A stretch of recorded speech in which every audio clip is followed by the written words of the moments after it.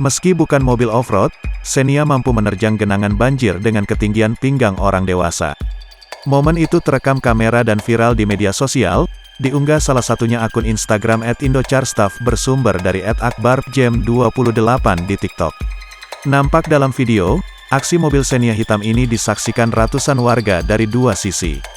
Mobil itu perlahan masuk dalam genangan air yang nampak seperti sungai.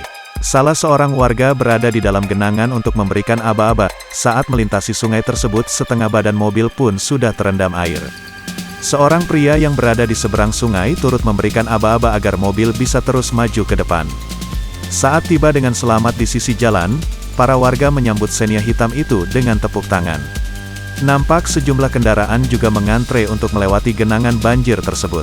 Pada unggahan disebutkan, bahwa genangan banjir tersebut dalam sekali. Namun pengendara tetap santai melewatinya.